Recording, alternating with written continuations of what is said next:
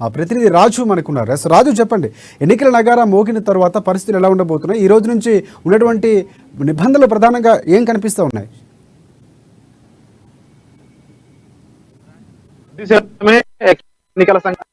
ఎన్నికల షెడ్యూల్ విడుదల చేయడం జరిగింది. 5 రాష్ట్రాలకు సంబంధించినటువంటి ఏదైతే షెడ్యూల్ ఉందో అందులో తెలంగాణ రాష్ట్రం కూడా ఉంది. ఈ నేపథ్యంలోనే బీఆర్ఎస్ పార్టీ విషయానికి వస్తే బీఆర్ఎస్ పార్టీ ప్రచారంలో ఒక అడుగు ముందే ఉందని చెప్పవచ్చు. ఎందుకంటే ఆగస్టు 21వ తేదీనే సీఎం కేసీఆర్ ఒకటేసారి 115 మంది అభ్యర్థులను అయితే ప్రకటించడం జరిగింది.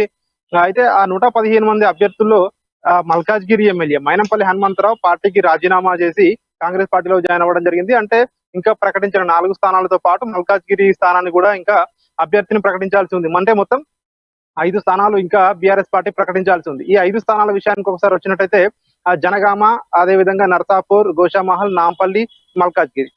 జనగామకు వచ్చేసరికి ఇప్పటికే పల్లా రాజేశ్వరుడికి టికెట్ కన్ఫర్మ్ అయిపోయినట్టుగా కూడా చెప్తా ఉన్నారు. కానీ అధికారికంగా మాత్రం ప్రకటించాల్సి ఉంది. ఇంకా నర్సాపూర్ విషయానికి వస్తే సునీత లక్ష్మారెడ్డికి టికెట్ ఖరారైనట్టుగా కూడా తెలుస్తా ఉంది. అదే విధంగా మల్కాజ్గిరి విషయానికి వచ్చినట్టయితే మంత్రి అల్లుడు రాజశేఖర్ రెడ్డికి కూడా రాజశేఖర్ రెడ్డికి ఆ టికెట్ ఇస్తారని చెప్పి కూడా అధికార పార్టీ నేతలు చెప్తా ఉన్నారు. అంటే ఇప్పటికే ఇంకా 2 సీట్లలో మాత్రం అభ్యర్థులు ఖరారు కాలేదు. అది కూడా నాంపల్లి, గోషామహల్ కాబట్టి అవి బీఆర్ఎస్ పార్టీ వాటిని కూడా ఫైనల్ చేసి ఈ రోజు రేపు ప్రకటించే అవకాశం కూడా కనిపిస్తా ఉంది. ఇక ప్రచారం విషయానికి వచ్చినట్టయితే ప్రచారంలో ఇప్పటికే బీఆర్ఎస్ పార్టీలో ముఖ్యంగా మంత్రి కేటీఆర్, మంత్రి హరీష్ రావు ఇప్పటికే నియోజకవర్గాలను మొత్తం ప్రత్యేక హెలికాప్టర్ల ద్వారా నియోజకవర్గాల్లో ప్రచారాన్ని కూడా చుట్టి వస్తా ఉన్నారు. ఒకే రోజు 3 నుంచి 5, 6 సభలకు కూడా వెళ్తా ఉన్నారు. ప్రారంభోత్సవాలు చేస్తా ఉన్నారు. అదే విధంగా చాలా వరకు ఏవైతే సంక్షేమ అభివృద్ధి పథకాలు ఉన్నాయో వాటికి నిన్న మొన్నటి వరకు కూడా మనం చూసుకుంటే ఈ రోజు కూడా వాళ్ళు ప్రజాక్షేత్రంలోనే ఉండడం జరిగింది. అంటే ఈ రోజు ఎన్నికల కోడ్ వచ్చింది కాబట్టి ఇంకా కొత్త కార్యక్రమాలు కానీ కొత్త ప్రారంభోత్సవాలు కానీ ఉండవు. ఎలక్షన్ల నిబంధనలకు అవన్నీ విరుద్ధం కాబట్టి కొత్త ఉండకపోవచ్చు, కానీ వాళ్ళ ప్రచారం జోరు అయితే అదే విధంగా కొనసాగే అవకాశం కూడా కనిపిస్తా ఉంది. వాటికి తోడు ఈ నెల 16న బీఆర్ఎస్ పార్టీ వరంగల్లో ఒక భారీ బహిరంగ సభ నిర్వహించబోతా ఉంది. దానిలో సీఎం కేసీఆర్ పార్టీ మేనిఫెస్టో కూడా విడుదల చేస్తారని కూడా పార్టీ వర్గాలు చెప్తా ఉన్నాయి. అదే విధంగా ఆ సభతో సీఎం కేసీఆర్ కూడా ఎన్నికల శంఖారావాన్ని పూరిస్తారని చెప్పి బీఆర్ఎస్ పార్టీ వర్గాలు చెప్తా ఉన్నాయి. ఆ మీటింగ్ తర్వాత రాష్ట్ర వ్యాప్తంగా కూడా కేసీఆర్ ప్రతిరోజు బహిరంగ సభల్లో పాల్గొంటారని చెప్పి పార్టీ వర్గాలు చెప్తా ఉన్నాయి. దాదాపు ఒక 100 సభలకు ప్లాన్ చేస్తున్నట్టుగా కూడా మనకు సమాచారం అంతా ఉంది. 90 నుంచి 100 సభలకు రాష్ట్ర వ్యాప్తంగా అన్ని నియోజకవర్గాల్లో సీఎం కేసీఆర్ సుడిగాలి పర్యటనలు ఉంటాయని చెప్పి కూడా చెప్తా ఉన్నారు. ఒక అడుగు ముందే ఉంది బీఆర్ఎస్ పార్టీ అని చెప్పి ఇప్పటికీ కూడా అధికార పార్టీ వర్గాలు చెప్తా ఉన్నాయి. ముఖ్యంగా ఏవైతే కాంగ్రెస్ పార్టీ ప్రకటించిన 6 గ్యారంటీలు ఉన్నాయో 6 గ్యారంటీల ప్రజల్లో చర్చ జరుగుతుంది. వాటికి మించిన మేనిఫెస్టో బీఆర్ఎస్ పార్టీ ఉంటుంది అని చెప్పి కూడా పార్టీ వర్గాలు చెప్తా ఉన్నాయి. ఆ మేనిఫెస్టో తయారీలో సీఎం కేసీఆర్ నిమగ్నమై ఉన్నారు. మేధావులతో చర్చిస్తున్నారని చెప్పి కూడా సమాచారం అంతా ఉంది. ఏవైతే ఇప్పటికి కాంగ్రెస్ పార్టీ ప్రకటించిందో అదే విధంగా కర్ణాటకలో ఏ విధంగా అయితే కాంగ్రెస్ పార్టీ అధికారంలోకి వచ్చిందో అక్కడ కొన్ని ప్రవేశపెట్టిన ప్రజాకర్షక పథకాలు ఏవైతే ఉన్నాయో మహిళలకు ఉచితంగా బస్సులో ప్రయాణం కావచ్చు, అదేవిధంగా రైతు రుణమాఫీ 2 లక్షలకు కావచ్చు, అదేవిధంగా ఇట్లాంటి ప్రజాకర్షక పథకాలు ఏవైతే ఉన్నాయో ఇట్లాంటివి తెలంగాణలో కూడా ప్రవేశపెట్టాలని చెప్పి కూడా కేసీఆర్ ఆలోచిస్తున్నట్టుగా కూడా తెలుస్తా ఉంది. అదేవిధంగా రైతు బంధును 10,000 నుంచి 15,000కు పెంచే అవకాశం కూడా ఉంది అని చెప్పి తెలుస్తా ఉంది. మొత్తానికి చూసుకున్నట్టయితే బీఆర్ఎస్ పార్టీ ప్రచారంలో ఇప్పటికే 2 కీలకమైన మంత్రులు రాష్ట్ర వ్యాప్తంగా చుట్టేస్తా ఉన్నారు. దాదాపు 60 నియోజకవర్గాలను కూడా వాళ్ళు కవర్ చేసినట్టుగా కూడా చెప్తా ఉన్నారు. మొదటి దఫా ప్రచారం అయిపోయినట్టే అని చెప్పి కూడా చెప్తా ఉన్నారు. ఇంకా ఈ రోజు నుండి చూడాలి. ఈ రోజు నుంచి నియోజకవర్గాల వారీగా అభ్యర్థులతో ఆయా నియోజకవర్గాల్లో పర్యటించే అవకాశం కూడా కనిపిస్తా ఉంది.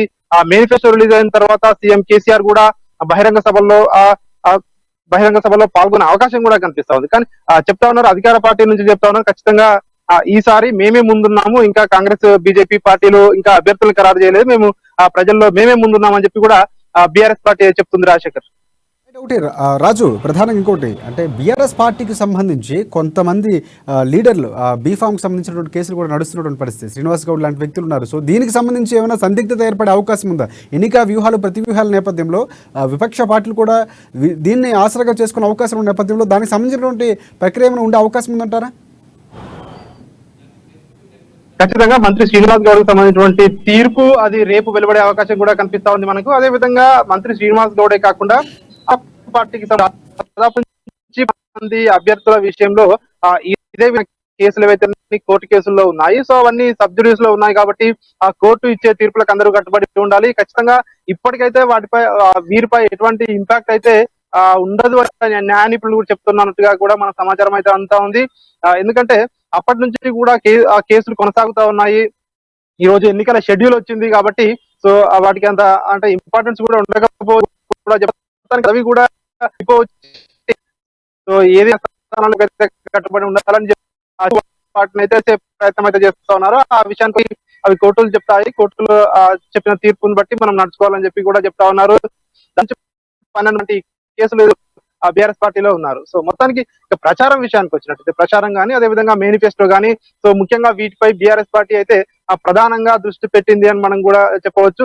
సీఎం కేసీఆర్ గత 3 వారాలుగా వైరల్ ఫీవర్ తో బాధపడుతున్నారని చెప్పి కూడా తెలుస్తా ఉంది. అయితే నిన్నటి నుండి కొంచెం క్యూర్ అయ్యారని చెప్పి కూడా తెలుస్తా ఉంది. నిన్న మంత్రి హరీష్ రావుతో ప్రత్యేకంగా కూడా భేటీ కావడం జరిగింది సీఎం కేసీఆర్. దానిపైన ముఖ్యంగా ఆ మేనిఫెస్టో పై మంత్రి హరీష్ రావుతో చర్చించినట్టుగా కూడా తెలుస్తా ఉంది. అదేవిధంగా ఎవరైతే అసంతృప్తులు ఉన్నారో అసంతృప్తులు ఇంకెక్కడెక్కడ ఉన్నాయి, ఏ నియోజకవర్గాలు అసంతృప్తులు ఉన్నారో, టికెట్ రాని వాళ్ళు వాళ్ళందరూ పార్టీలోనే ఉండే విధంగా ఏ విధమైన చర్యలు తీసుకోవాలని చెప్పి కూడా చర్చించినట్టుగా కూడా తెలుస్తా ఉంది. ముఖ్యంగా మనం చూసుకున్నట్టయితే ఎవరైతే అసంతృప్తులు ఉన్నారో ముఖ్యంగా స్టేషన్ గన్పూర్ ఎమ్మెల్యే రాజయ్య కావచ్చు, అదేవిధంగా జనగామ ఎమ్మెల్యే ముత్తిరెడ్డి కావచ్చు, వీళ్ళు ఎవరైతే అసంతృప్తులు ఉన్నారో వీళ్ళకు నామినేటెడ్ పదవులు కార్పొరేషన్ చైర్మన్ ఇవ్వడం జరిగింది. ముత్తిరెడ్డి యాదగిరి పిఎస్సి చైర్మన్ పదవి ఇవ్వడం జరిగింది. అదేవిధంగా రాజయ్యకు రైతు బంధు సమన్వయ సమితి అధ్యక్షునిగా ఇవ్వడం జరిగింది. అదేవిధంగా ఆ పార్టీలో మల్కాజ్గిరిలో ముఖ్యంగా మల్కాజ్గిరిని అయితే ప్రతిష్టాత్మకంగా బీఆర్ఎస్ తీసుకుంటా ఉంది. ఎట్లాగైనా సిట్టింగ్ ఎమ్మెల్యేను మైనంపల్లి హనుమంతరావును ఓడించాలని చెప్పి కూడా బీఆర్ఎస్ పార్టీ ప్రతిష్టాత్మకంగా తీసుకుంది. అందుకే అందులో కాంగ్రెస్ పార్టీ నుంచి బీఆర్ఎస్ లో చేరిన నందిగండి శ్రీధర్ కు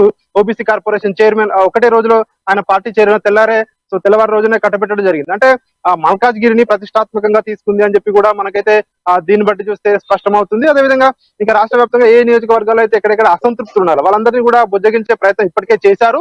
సో ఇంకా కూడా ఎవరైనా అసంతృప్తులు ఉంటే వాళ్ళని కూడా ఇప్పటికే ప్రగతి భవన్ పెద్దలు మాట్లాడుతా ఉన్నారు. ముఖ్యంగా మంత్రి కేటీఆర్ మాట్లాడుతా ఉన్నారు వాళ్ళతో.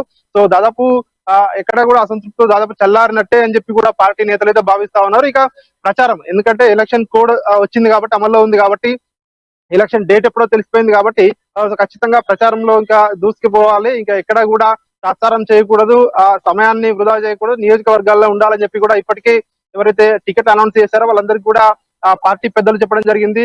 ప్రతిరోజు కూడా ప్రజల్లో ఉండాలి, ప్రజలతోటే ఉంటేనే ఖచ్చితంగా గెలుపు మనకు సునాయాసం అవుతుందని చెప్పి కూడా ఆ పార్టీ నేతలకు దిశా నిర్దేశం చేస్తా ఉన్నారు.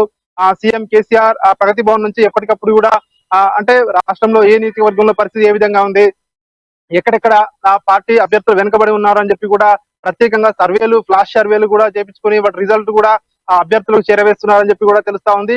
సో ఎక్కడెక్కడ ఏ విభాగాల్లో ఎక్కడెక్కడ వెనుకబడి ఉన్నారో ఎక్కడ దాన్ని కరెక్ట్ చేసుకోవాలని చెప్పి కూడా అభ్యర్థులకు సూచనలు కూడా ఇస్తున్నట్టుగా కూడా తెలుస్తా ఉంది. ఏ విధంగానైనా సరే ఈసారి ఖచ్చితంగా మనం ఎన్నికల్లో ముందుండాలి అని చెప్పి కూడా అధికార పార్టీ ఖచ్చితంగా ఈసారి కూడా గెలవాలని చెప్పి ఒక కృతనిశ్చయంతో ఉంది అని చెప్పి కూడా చెప్తారు.